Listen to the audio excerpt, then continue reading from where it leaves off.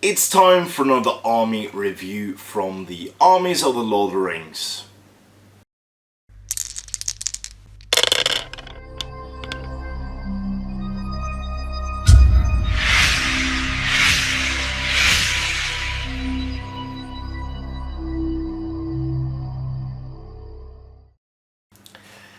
Hello and welcome to yet another video here on the YouTube channel SCF Wargaming Studio.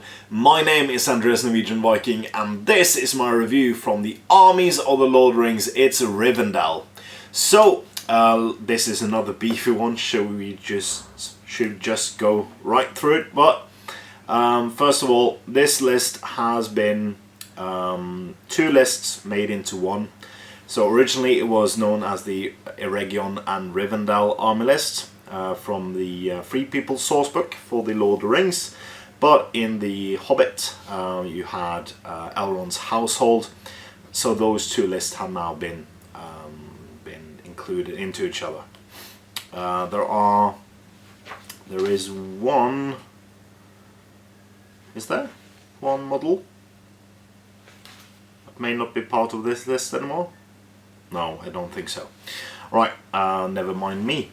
So, army composition. This army may include Gil-galad, High King of the Elves, Elrond, Master of Rivendell, Glorfindel, Lord of the West, Erestor, Elladan Elrohir, Arwen in Dumiel, Lindir of Rivendell, Cirdan, Gildor in Glorion, Bilbo Baggins, High Elf Captains, High Elf Stormcallers, High Elf Warriors, and Rivendell Knights.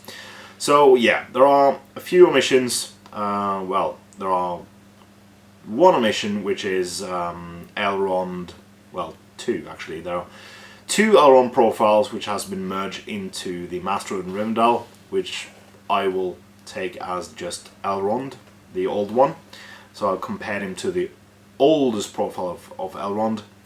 And you also have the two different Glorfindel profiles have been merged together. No, there was only one. There was only one of him. But you also have the inclusion of Bilbo and the disclusion of, is that even a word? The non-inclusion of the Rivendell Knight Captain, but you'll see that that doesn't really matter. For allies, they're historically allied with the Fellowship, Lothlorien, Númenor and the White Council, and convenience allies with everyone else. This will be a theme for all of the elves. All of them, that they can be conveniently allied with everyone. They have an army bonus. I'm probably going to butcher this. It's Tangarohaid Leithor I Filin.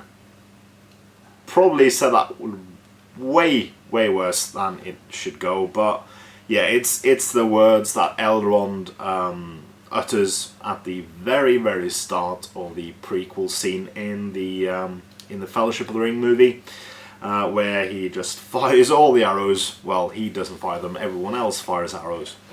And fittingly, whilst within 6 inches of the army's leader, friendly Rivendell models may reroll fail to hit rolls when making shooting attacks in a turn in which they did not move. Fantastic. Shooting army made better.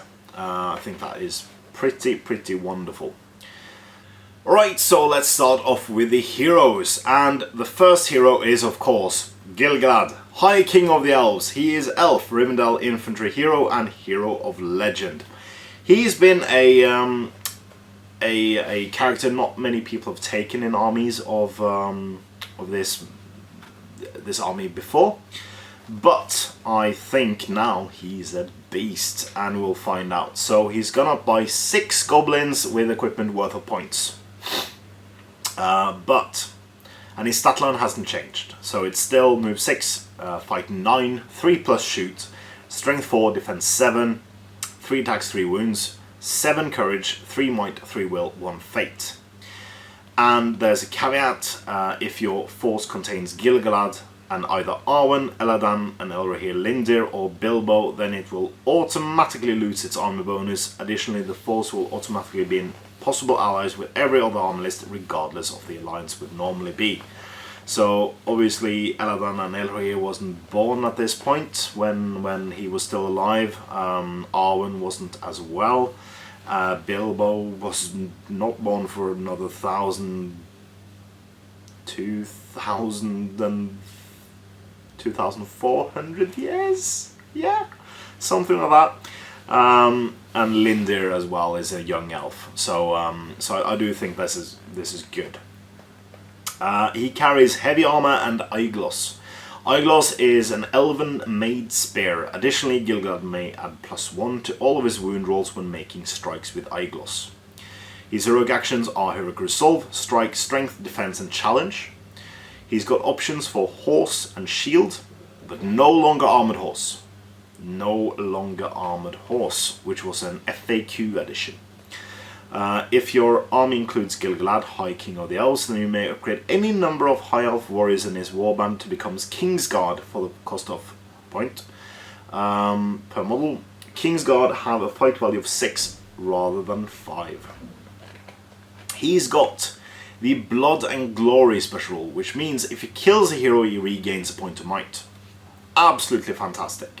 He's got Terror, he's got Woodland Creature, he's got High King of the Elves, which means his standfast is 12 inches rather than 6, and it applies to friendly elf heroes. So not just High Elf heroes, Rivendell elves, but all elf heroes may use his standfast, and with Courage 7, that should probably do it. And he's got the Lord of the West ability, along with quite many other elf heroes. Model with this special rule may reroll a single d6 for making a dual roll. Additionally, they may reroll a single d6 for rolling 2 wound.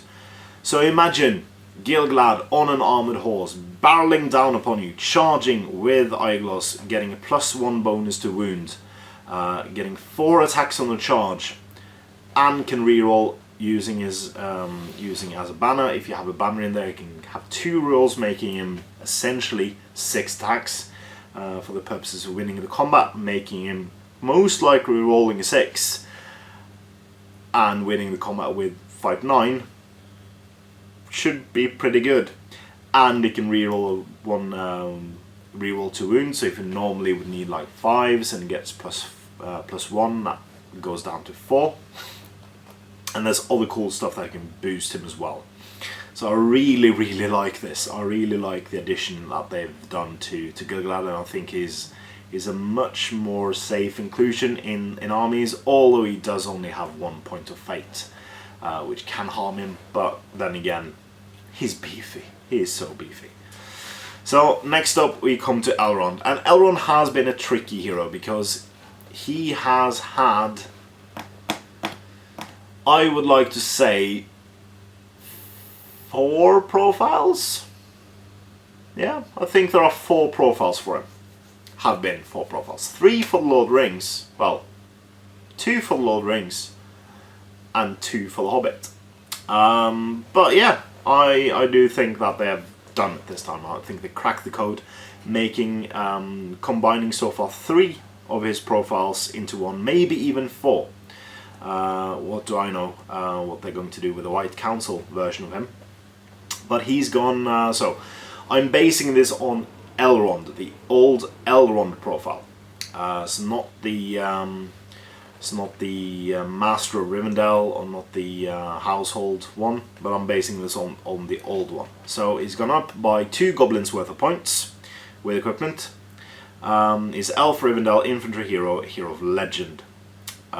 His stat line is unchanged, is move 6, fight 6, 3+ shoot, strength 4, defense 5, 3 attacks, 3 wounds, 7 courage, 3 might, 3 will, 3 fate, 3's in the right places. And as an addition, if your army contains Elrond, then Rivendell Knights do not count towards your bow limit. He carries Hadafang and Vilya. Hadafang, of course, is his special sword. This is an elven-made hand-and-a-half sword. Additionally, Elrond gets a bonus of +1 to wound against spirits when making strikes with Hadafang. Vilya, of course, is the ring, ring of power. Carries 1, Gandalf carries 1, and Galadriel carries the last one. Elrond, Master of Rivendell, may reroll his dice when using fate points, so that's good. He has Heroic Resolve, Channeling, Strike and Defense as his heroic action options. He can get Heavy Armor and Horse. He has Terror, Woodland Creature, and ported from the old Master of Rivendell profile, it's the Foresight of the Eldar. Before the game begins, roll d6 and make note of the result. These are Elrond Foresight points for the battle. During the priority phase, after the dice have been rolled, Elrond may choose to expend these Foresight points to alter the controlling player's dice roll. For each Foresight point spent, Elrond may alter his dice score by either +1 or -1 to a minimum of 1 and a maximum of 6. Which means that Elrond can pretty much choose to win or lose priority at will.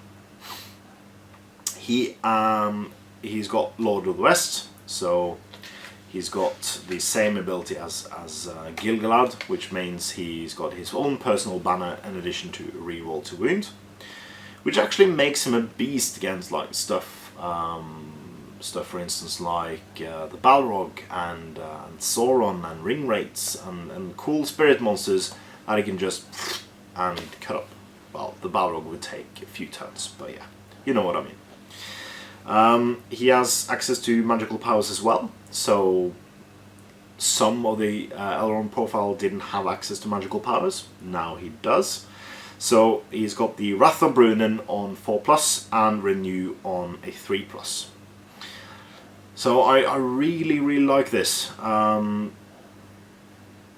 yeah,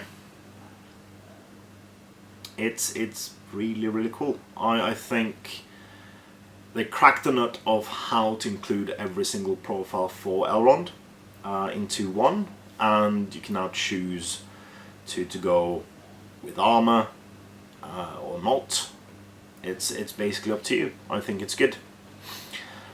Next up we come to Glorfindel, Lord of the West, and he's gone up by 3 goblins worth of points.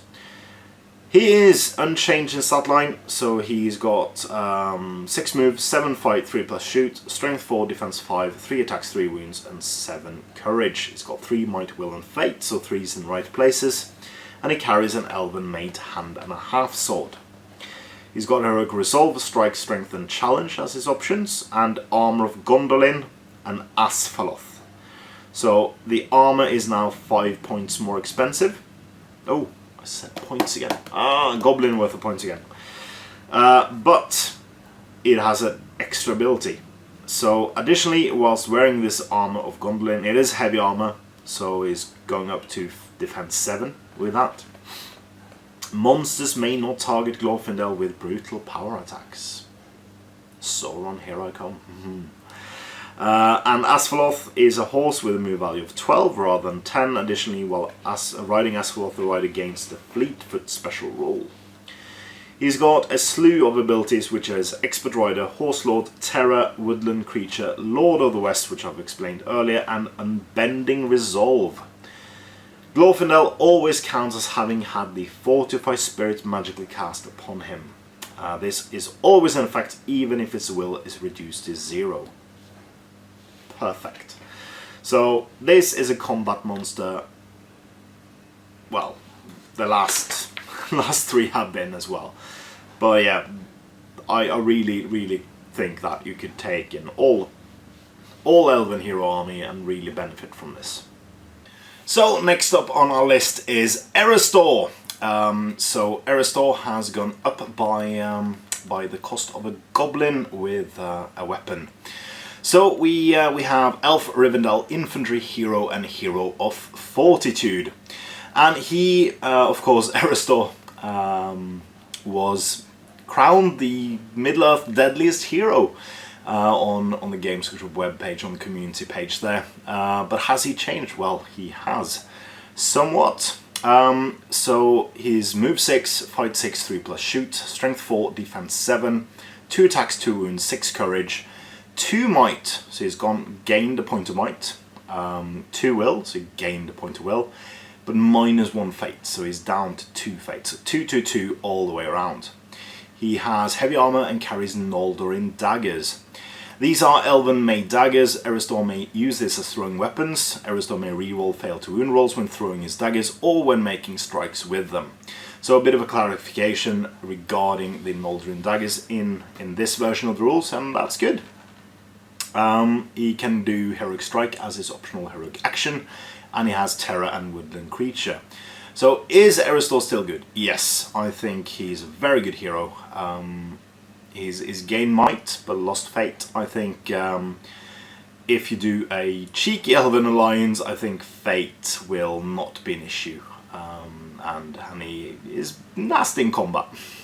Strength 4 with reroll to wound, and also with the throwing daggers, meaning that he could possibly kill somebody with strength, with the daggers on the way in as well. Alright, so we come now to Arwen Undomiel. I'm butchering these Elven names, by the way. My Elvish isn't my forte. So she has been unchanged by points. She is Elf Rivendell, Infantry Hero and Hero of Fortitude, so she can lead 12. She is move 6, fight 6, 3+ shoot, strength 3, defense 3, 1 attack, 2 wounds, 6 courage, 1 might, and she's gone up by will points, so she's now 4 will, 1 fate. She carries an Elven made sword. She got resolve, channeling and defense as her optional heroic actions. She can do options for horse, elven cloak, and Asfalath. Not Asfaloth, but Asfalath. I think there is a typo, because it refers to Glorfindel's page. So yeah, and she actually also pays 5 goblin worth of points less for the elven cloak than she did previously. So yeah, so go back and rewind a bit if you want to have reread the Asfaloth rules. She has Expert Rider and Woodland Creature, and she's gone from having Nature's Wrath to Wrath of Brunnen instead, which is cast on a 4+, so the same casting value but a slightly different spell.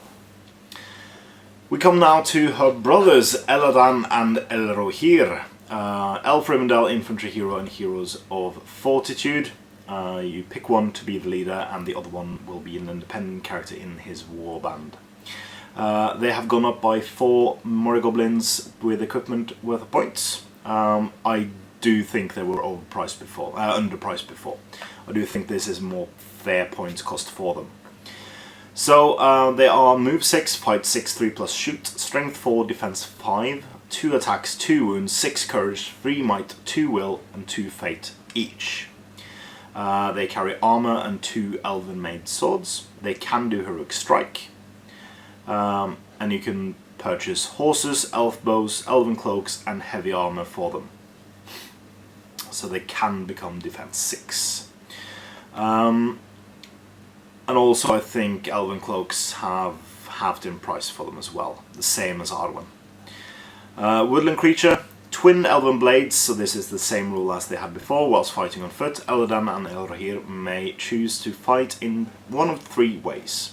They may either fight using a single sword and fight as if they were a 2-handed sword. They may elect to fight with both swords for +1 attack, or they may elect to parry, which counts as shielding.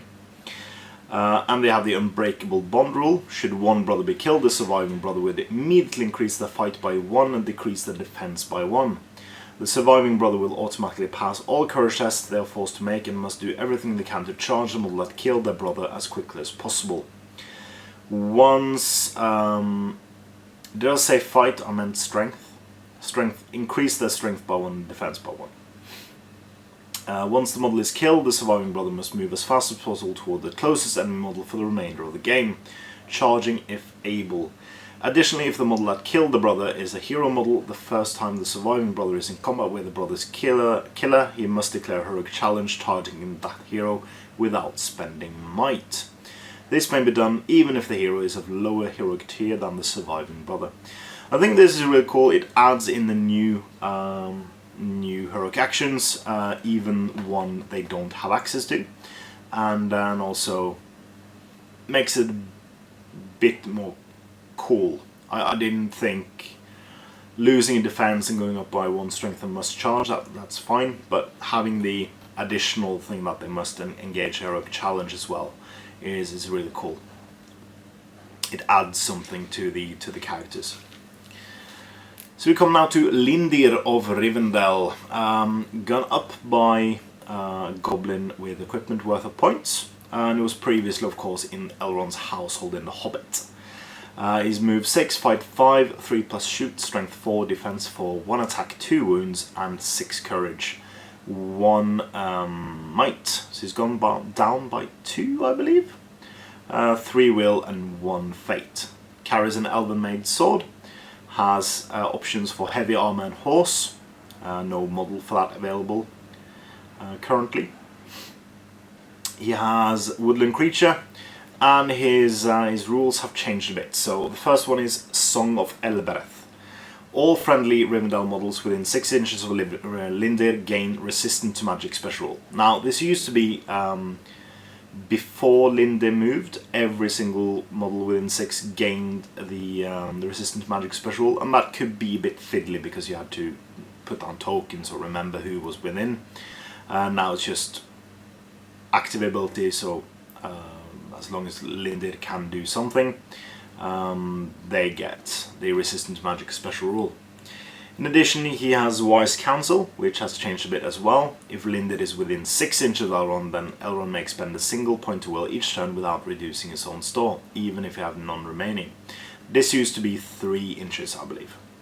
So it's gotten a bit more powerful, so it doesn't have to be so up close. So Lindir, I think, is a viable option, especially now that Elrond is I wouldn't say must have, but it's very nice to have in armies, and I think Lindir can lead other troops and be a nice asset for Elrond to have.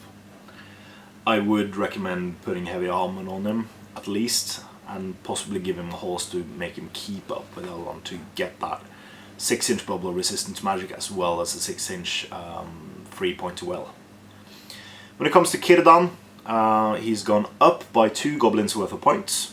He's Elf, Rivendell, Infantry Hero, and Hero Fortitude. He's move 6, fight 5, 3+ shoots. I believe he's gone down by a fight. Strength 4, defense 4, 1 attack, 2 wounds, 6 courage, 1 might, 4 will with a nice little asterisk, and 1 fate. And Cirdan is unarmed. He can do channeling and resolve as his heroic actions.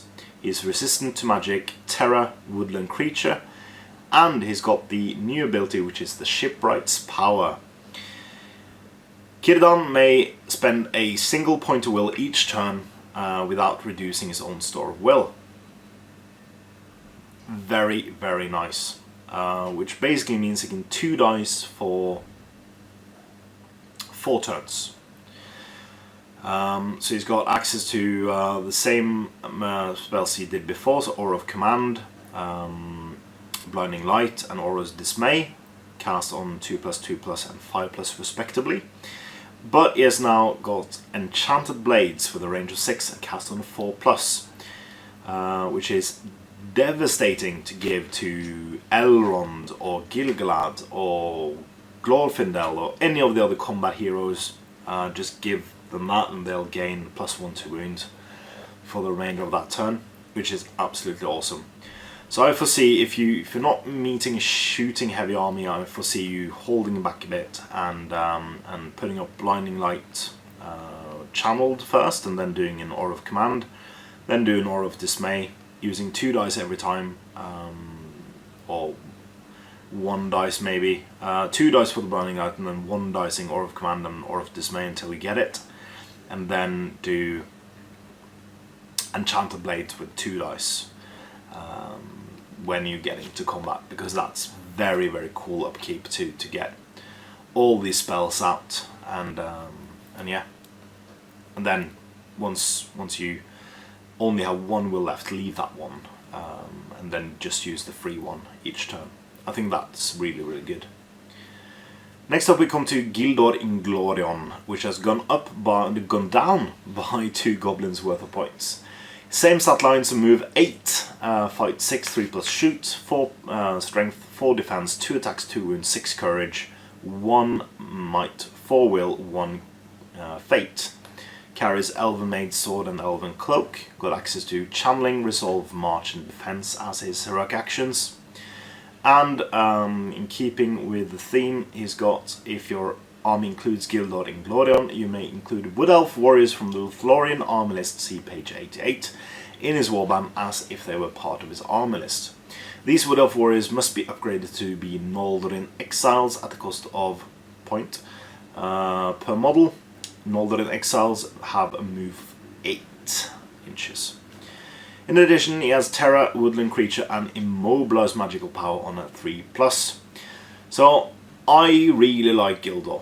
I really like Gildor for fluffy reasons, and I really like him to have the movement shenanigans of higher movement warriors. He's got low defense, but he is quite capable in combat as well. So he's got the Elven Cloak to shield him in against shooting. So I think Gildor is a good hero to take.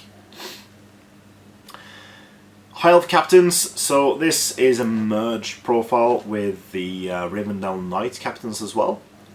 So unchanged in points. Elf Rivendell, Infantry Hero, Hero Fortitude. Has now the Elven Blade as standard.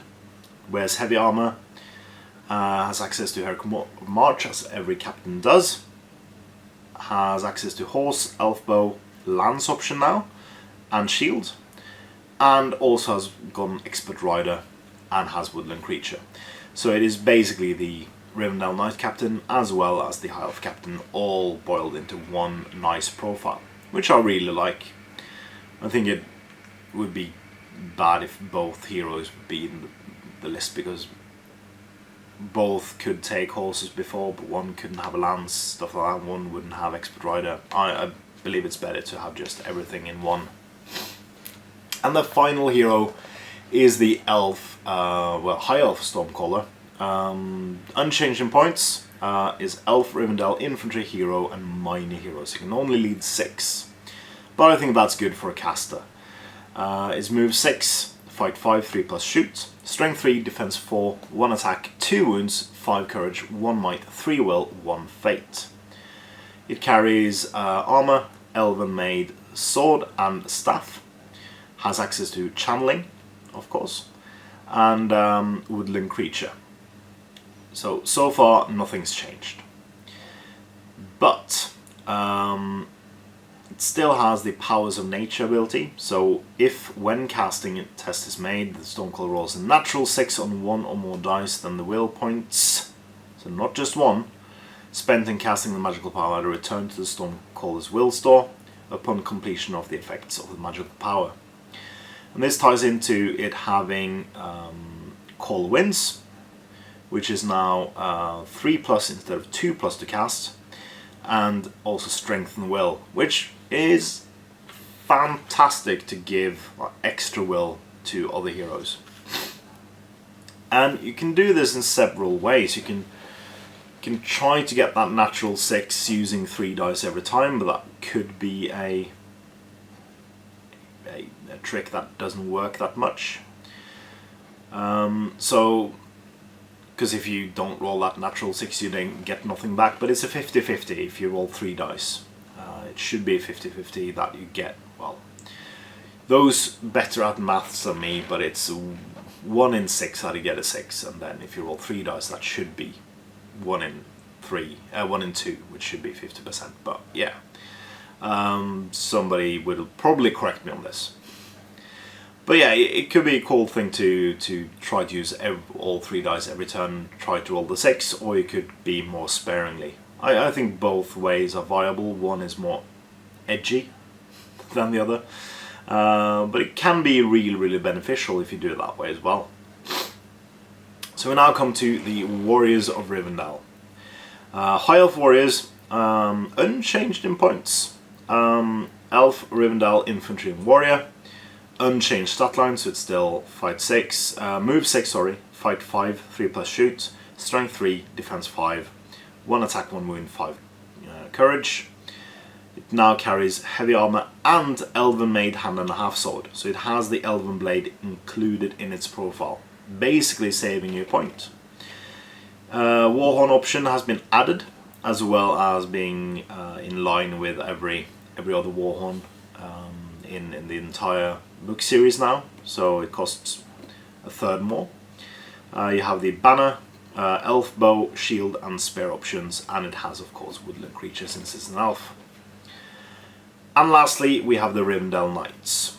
So they're unchanged in points, same stat line, so move 6, fight 5, 3 plus shoot, strength 3, defense 5, 1 attack, 1 wound and 5 courage. It has the full shebang of things, so it has heavy armor, lance, elven made hand and a half sword, elf bow and horse, and it can take a shield as well, including also warhorn and banner. It has expert rider and woodland creature. So only access to 2 warriors, but the, well, 3 if you include Gildor, and a bit more if you do the Kingsguard option, which basically turns into an upgrade for the High Elf warriors. But I really like this. I think the High Elves have gotten a bit of a boost. They're more hero focused than ever, but I do like that because it's the heroes that do the work for this kind of list, and yeah, I foresee a lot of cool things being done with High Elves in the future. But that's my opinions. Tell me your opinions in the comments section below. As ever, this has been Andreas Norwegian Viking providing you with a review of the High Elf army list in the Armies of the Lord of the Rings for the Middle-earth strategy battle game. So please comment, like, share and subscribe, and do consider supporting SDF on Patreon using the link in the description below, as it is a fantastic way for you to support our efforts here at the studio, and it gives us the monetary means to expand, improve and give you more cool videos each and every day of the week. So if that's at all interesting for you, click the link in the description below and it'll take you to our Patreon page, but more importantly, support your hobby.